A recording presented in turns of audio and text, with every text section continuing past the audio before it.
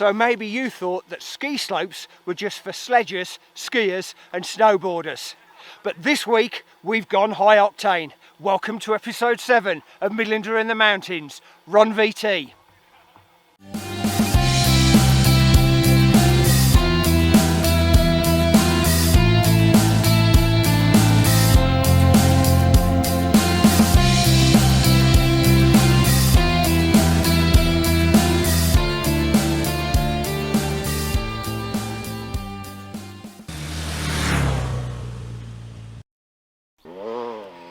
...64 subscribers, thank you to each and every one of you.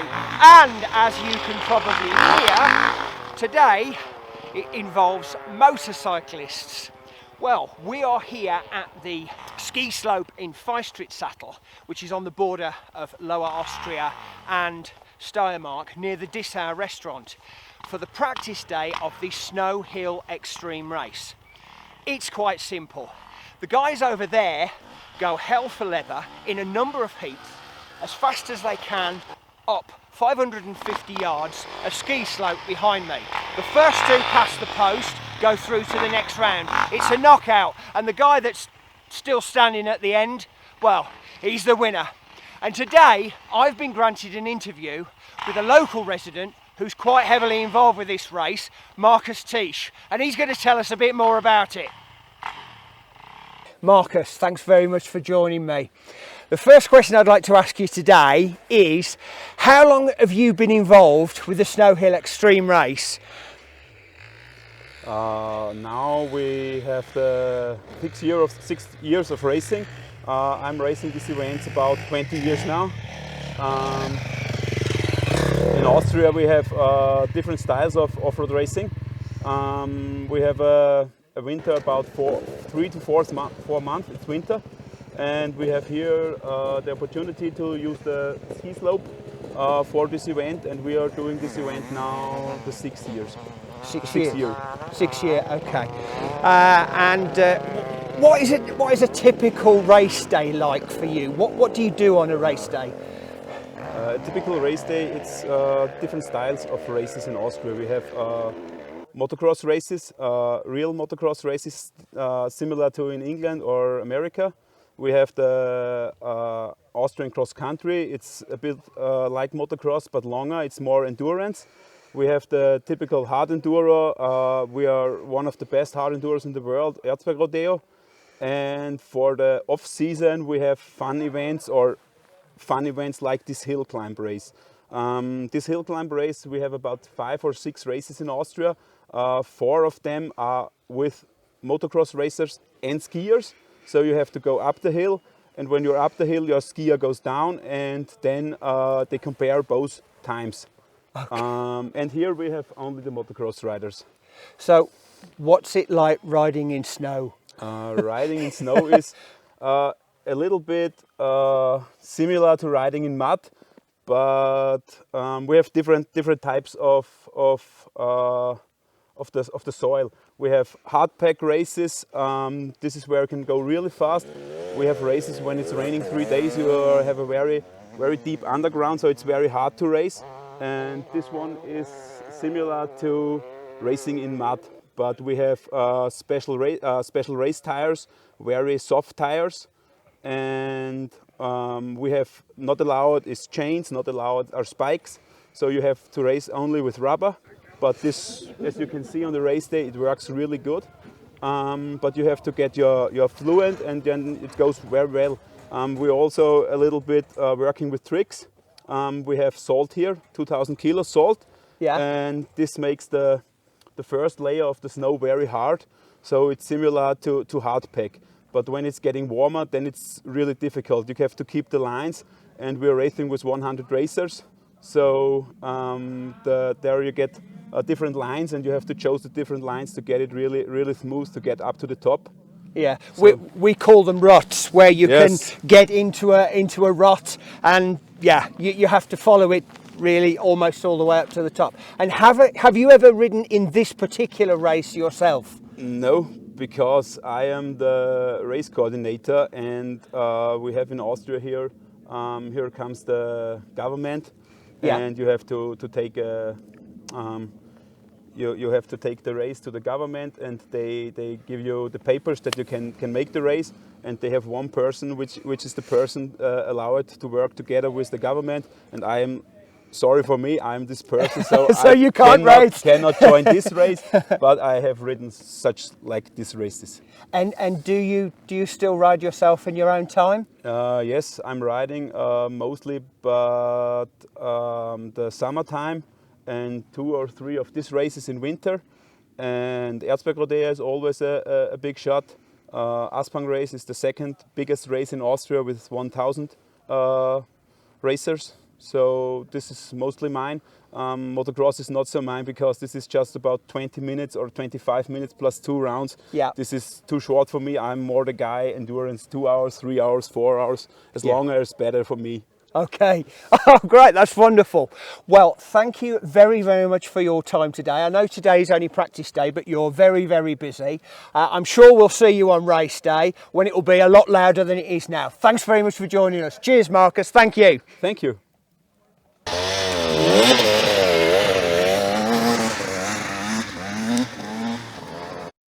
Hello, good morning and welcome to an absolutely beautiful day here in the Freistritt-Sattel. It is the 12th of March 2022. We've got about -4, hence my gear, and I'm running solo today, so please forgive me any imperfections. Right, what I'm going to do before all the madness starts later on, but remember racing starts at around about 5 o'clock, is give you a walk up the course and just show you what they've done. And yet again, I've forgotten the lip balm. Right, as you can see over here, it's pretty damn icy.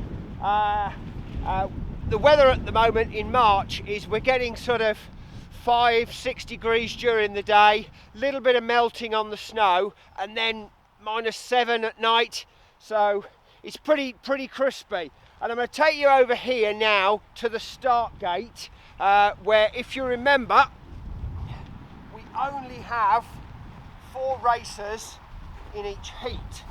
So a little bit later on, I don't know if the camera can catch this, but this is just absolutely solid. From the front here. And this would be a very good point during the film to say thank you to all of these people here, the sponsors, without which events like this just could not take place. Okay, right then, so here we have the start gate, and I'm going to try and give you a bit of a rider's eye view. This is from gate 1, and over there you can see it says 500 meter Ziel. Zielpunkt is target point. So they all know where they've got to go, and when those lights go green, they're going to go absolutely hammering up this hill. Now, I'll just try and catch this and hope it's in focus. As you can see, there are marks in the ground where the snow has been treated, and I can assure you it is packed, well and truly packed. And the ground underneath, there's just a little bit of exposed ground over here. That, my friends, is absolute concrete. So if you are going to come off on this, do not think these guys are going to get an easy time falling into nice fluffy snow, because that is not going to be the case. So if you come off this on this stuff, boy, that's going to hurt. This is their first crest before they carry on up the hill there, and just look at this. Look at this down here on the floor. You may have noticed I am wearing crampons, with good reason, because this is certainly no place for Oxford brogues. That is absolutely solid. These guys have got some guts. Yeah, of course they're doing it for the fun, but this is not for the faint-hearted. Let's just give you a little zoom up there to the top. And if you can see, depending which gate you get, and then obviously your line might change as the race goes on, but depending on where you are on the track, if you leave the ground, and I'm sure they will at points, when you come down, you're not going to be 100% 90 degrees to the ground, depending on where you are on the course. So you've got an adverse camber. So, and even if you take the centre line right down the middle of the track, even that is very undulating. And that of course is going to have the effect of, when you come down and hit the ground, of wanting to throw the bike every which way but loose. I've now positioned the camera on the last crest of the hill climb track, and I can assure you that having just climbed it from just a few yards in that direction, it's impossible to see the finish line, which is just about 80 yards that way. So if you've got a rider in front of you and a rider to your side, and you know that you are fighting for second and third, second goes through, third doesn't. It's everything to play for. And you can't even see the finish line. And there you have it, a walk of the course of the Snowhill Xtreme race. Now, fast forward to race time.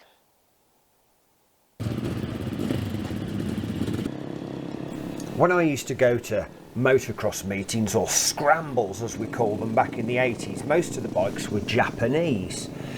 It was fairly unusual to see something like a Husqvarna. However, here there was a smattering of bikes from all sorts of manufacturers. Austria's KTM was of course well represented, and it was interesting to see that there was a mixture of both two-strokes and four-strokes. Back in the 80s, the two-stroke was king. It now seems to be more a case of just what the riders prefer. So the first few eager riders are already lining up down the bottom. They've had their safety briefing, and I'm going to make my way up the track to my position. See you there.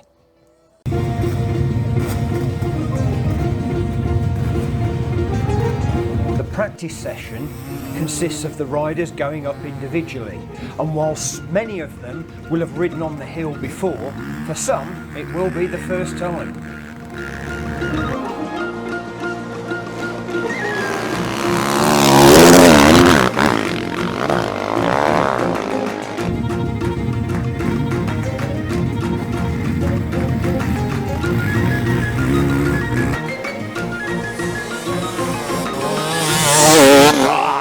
Hear a screaming two-stroke again. Oh, I did mention it was like glass concrete, didn't I? Go on, son.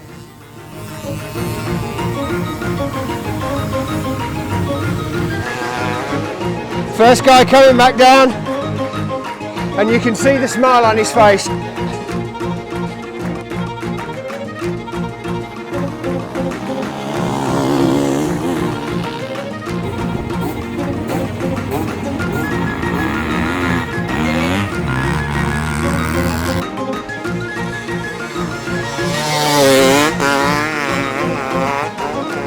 That guy's almost wheeling up, he's making it look like he's floating on air.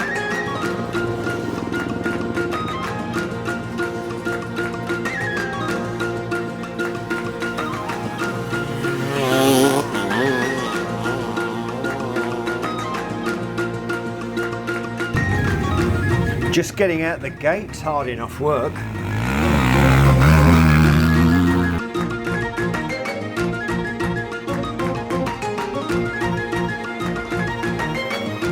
Almost a bit of a traffic jam now.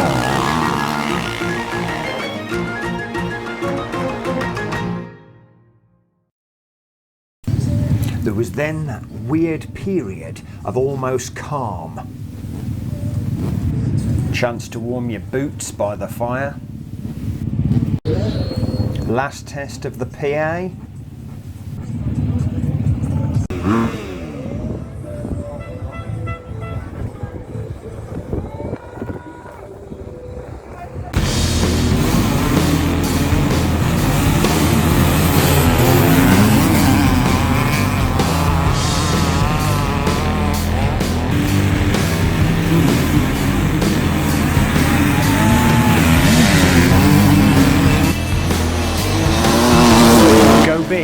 or go home. See you next year.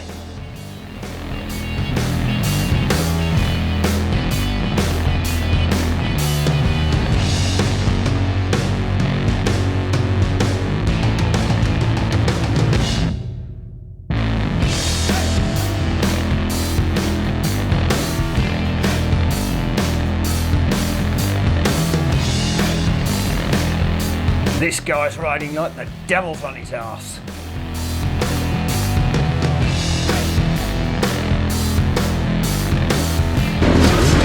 I did promise you a rider's eye view, and here is one from Lucas Riegler on the heat which he won.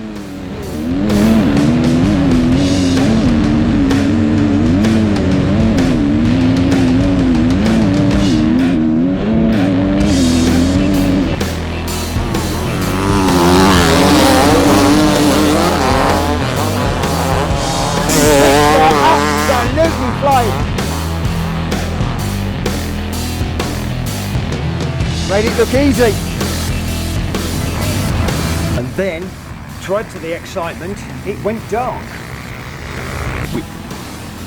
With Marcus tumbling off the track and two riders tumbling on it. Hard lines to the guy in blue.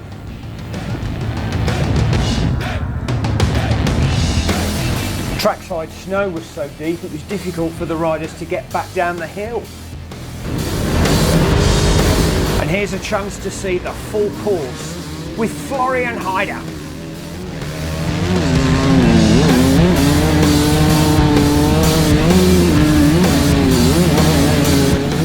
As the Austrians would say, Vollgas.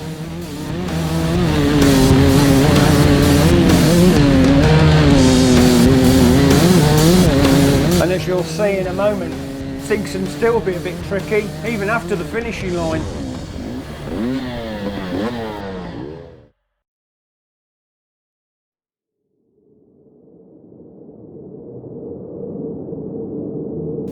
So with the temperatures playing absolute hell with my batteries and with frozen fingers, it was time to film the last race.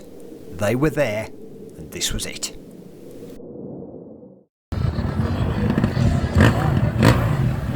And we weren't to be disappointed. Snowhill Xtreme 2022.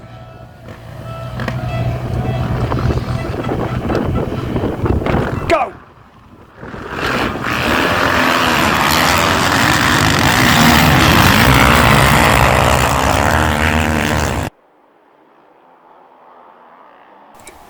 As they went out of view, they were almost in a line.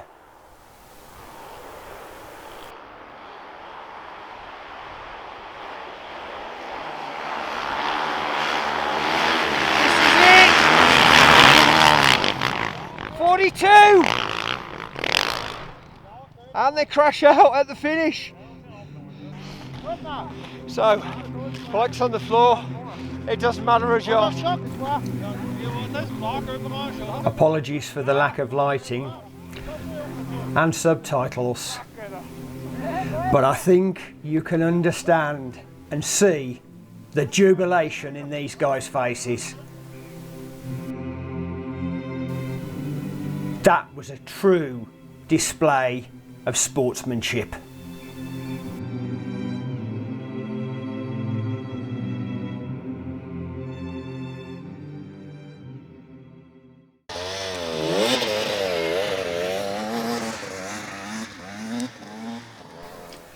Now it's time for noise.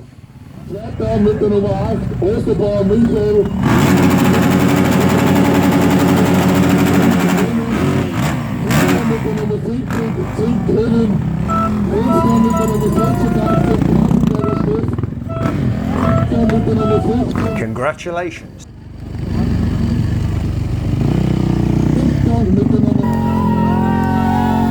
And now the party has definitely started.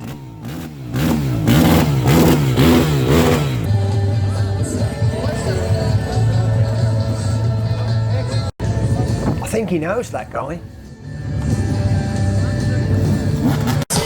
That was the 2022 Snowhill Xtreme race, and I hope you've enjoyed it as much as I've enjoyed being here. I'm sure this lot are going to party till much later tonight, if not even later still. Until next time, take care, ta-da!